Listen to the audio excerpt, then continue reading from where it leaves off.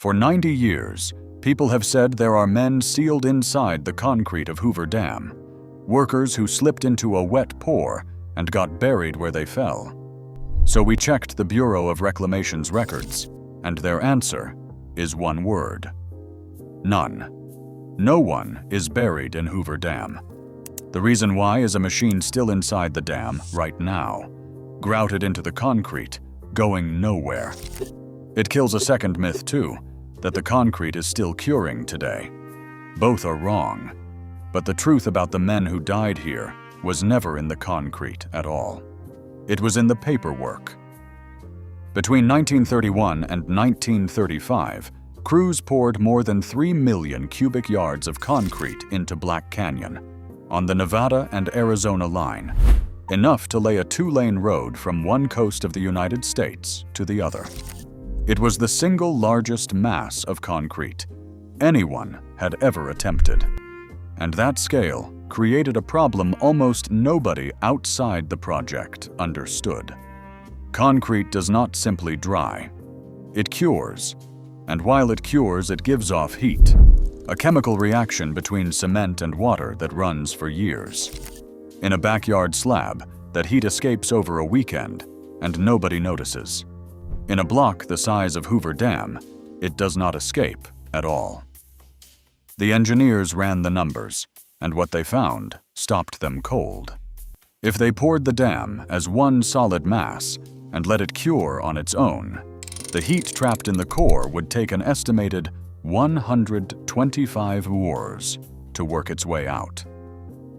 And long before those 125 years were up, the outside would cool and shrink while the inside stayed hot and swollen, and the whole structure would crack itself apart from within. On a normal job, you would just pour slower and let each layer cool. 6 companies, the consortium building it, did not have that kind of time. The contract came with a completion deadline and a penalty of $3,000 for every single day they ran late, and the concrete was arriving around the clock in buckets swung out over the canyon on overhead cables. They could not stop, and they could not pour it solid. A dam that tears itself open is not a dam, and a dam finished years late would have finished the men building it first. The way they got out of that trap is the thing still sitting inside the dam today. It is not a metaphor. It is real steel, miles of it, and it never came out. What they did was stop treating the dam as one object and start building it as a stack of separate columns. More than 200 of them, interlocking concrete blocks, some as wide as a small house, and none more than 5 feet tall in a single pour. They laid them out like a checkerboard, skipping around so that no 2 neighboring columns were giving off their heat at the same time. They even changed the recipe of the concrete itself, mixing a special low-heat cement designed to burn cooler as it set. And still none of that was enough on its own, so they ran a second system straight through the middle of everything. Before each block was poured, workers laid a grid of thin steel pipe, 1 inch across, looping back and forth through the forms. When you add up every loop in every block, that pipe runs to roughly 582 miles. To put that in perspective, it is farther than the drive from Los Angeles to the dam and most of the way back again. Then they pushed water through it. First cold river water straight out of the Colorado, and when that was not cold enough, water chilled almost to freezing by a refrigeration plant they built right on the canyon floor. That plant was no small thing.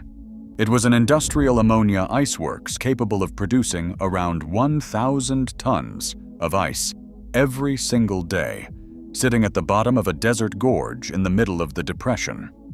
The pipe pulled the heat out of the curing concrete the way the coils behind your refrigerator pull heat out of your food, block by block, until each column had cooled and shrunk to its final size. Then they filled the seams between the columns with grout and locked the separate blocks into one solid dam. And this is the part almost nobody mentions. When the cooling was finished, They did not pull the pipe back out. There was no way to. So they pumped it full of grout and left it. All 582 miles of it. It is still in there right now, threaded through the concrete like veins through a body, doing nothing and going nowhere. The machine that built the dam is still inside the dam. Which brings us to the first thing everyone gets wrong about it. You have probably heard that the concrete in Hoover Dam is still curing today, that it will keep hardening for another century, that if you drilled into the core, it would still be wet. It is a great line, and the cooling pipe is exactly why it is wrong. The whole purpose of those 582 miles of pipe was to force the curing to finish on a human schedule, instead of one that would have taken 125 years. The active cooling was done by 1935, before the dam was even dedicated. The concrete was cured. It was not going to keep hardening forever, because the reaction that produces the heat had already been run to completion on purpose. So the concrete is not still curing. What it has done since is quieter, and honestly, it is stranger. It has kept gaining strength. In 1995, the Bureau of Reclamation drilled cores out of the dam and tested them, 60 years after the pour. The concrete had been designed to reach a strength of around 3,500 pounds per square inch. The cores from 1995 came back at over 7,200. In 60 years, the dam had quietly become more than twice as strong as it was ever built to be. The reaction that made all that heat was long finished. The concrete just kept knitting tighter with age, the way good concrete does when it is kept cool and cured right. That is the honest version, and it is a better story than the myth, which on this channel is usually how it goes. But the same block-by-block method that beat the heat is also the thing that makes the second myth impossible. And the second myth is the one people actually came here for. The claim is that men are buried inside Hoover Dam, that workers fell into the wet concrete and were paved over and left there, and that the dam is essentially a giant tomb. It gets repeated constantly, and it is false, for the same reason we just walked through. Nobody poured Hoover Dam by backing up a truck and dumping. The concrete went in by bucket, in shallow lifts only a couple of feet deep, and crews of men called puddlers worked every batch by hand, on foot, standing right in it, packing it down and pushing the air out. Concrete at that stage is not quicksand. It is a stiff, heavy paste being walked on by a dozen men. If someone went down, the men beside him pulled him out because they were standing right there. There was no pour deep enough or fast enough to swallow a man and seal him in before anyone could reach him. The Bureau of Reclamation has put it about as plainly as an agency can. No one is buried in Hoover Dam. 96 men died building it, and every one of their bodies was recovered. There is a specific version of the myth that names a man entombed inside, usually with a bulldozer, and it falls apart on a single detail. The machine people name did not exist yet on the date they claim it was buried. The story got bolted onto the dam decades later and has been passed around ever since. The closest anyone ever actually came to being buried was a worker named W.A. Jameson in November of 1933, when the wall of a concrete form gave way. His body was pinned in the setting concrete for about 16 hours, while other men chipped him out by hand. They got him out. He was not left in the dam. Nobody was. Which raises the question the myth was always really about. If the dead are not in the concrete, then where did Hoover Dam actually put them? Before we get to what really happened to the men who died here, one quick thing. If you are watching this on your television and this is worth your time, the thumbs up button is just below this video, and it genuinely helps more people find the real story instead of the fake one. And if you want more of these, the subscribe button is right under the video. Now, back to the paperwork. The official number is 96. That is the figure the Bureau uses, and it counts what it calls industrial fatalities, men killed by the work itself. Falls, drowning, blasting, being struck by equipment. But that number has a border drawn around it, and a lot of death got left on the other side of the border. 96 is deaths ruled industrial. It does not include the men who died of heat, or heart failure, or what the records call pneumonia. And that word, pneumonia, is where this gets ugly. There were 4 diversion tunnels bored through the canyon walls, each one 56 feet across, wide enough to swallow a 4-lane road, and the crews driving them were working deep in enclosed rock, with gasoline trucks and gasoline shovels running the entire shift, because the tunnels had to be cut fast, and gasoline machines were what they had. Gasoline engines in a closed tunnel produce carbon monoxide. Men were collapsing underground, and the company doctors were writing the cause of death as pneumonia. 42 deaths on the project were classed that way and filed as natural causes, which kept them off the industrial list and kept them off 6 companies' liability for the conditions in those tunnels. Not one death on the entire project was officially recorded as carbon monoxide poisoning. And the tunnels were not the only place the desert hid a number.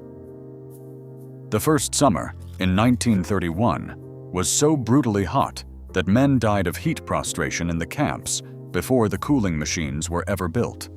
And those deaths went down as natural causes too. Guy Lewis Rocha, the former Nevada state archivist, has said outright what a lot of people at the time believed, that carbon monoxide was knocking these men down, and a diagnosis of pneumonia was how the company sidestepped responsibility for it. We should be careful here, because a death certificate that says pneumonia is not a confession, and this was argued in a courtroom rather than proven in a lab. But it was argued. In 1933, 6 workers sued 6 companies over gas poisoning in the tunnels, asking for $75,000 each plus lost wages. And the company did not simply defend the claim. It hired private detectives to dig into the 6 men. One of them, a worker named Ed Krause, said the gas had left him impotent, and to break that in front of the jury, the contractors put a woman on the stand, a prostitute in their pay, who testified she had been with him. The jury deadlocked. The case came apart. 6 companies eventually settled with around 50 of the plaintiffs for a sum they never disclosed, and the men who cut those tunnels went home with whatever that was, or with nothing. Which leaves the 2 men this whole story really belongs to. The first person to die working on Hoover Dam died before the dam was even approved. His name was J.G. Tierney, a surveyor, and he drowned in the Colorado River while scouting the site, swept off in the current. His body was never recovered. He is the one death from this entire project that the river actually kept. And more than a decade later, on the same date, the last man to die on the job fell from one of the intake towers, more than 300 feet down. His name was Patrick Tierney. He was J.G. Tierney's son, the first man and the last man to die building Hoover Dam were father and son, and both of them died on the 20th of December, the same date on the calendar, years apart. There is a memorial plaque at the dam that lists the fallen, and J.G. Tierney's name is on it, and the year beside his name is wrong, which is its own small proof of how easily the record around this place slips. So when someone tells you there are bodies sealed in the concrete of Hoover Dam, they have the horror in the wrong place. The concrete is clean. It is cured. It is grouted. It is stronger than the day it was poured, and there is no one inside it. The bodies were never the secret. The paperwork was.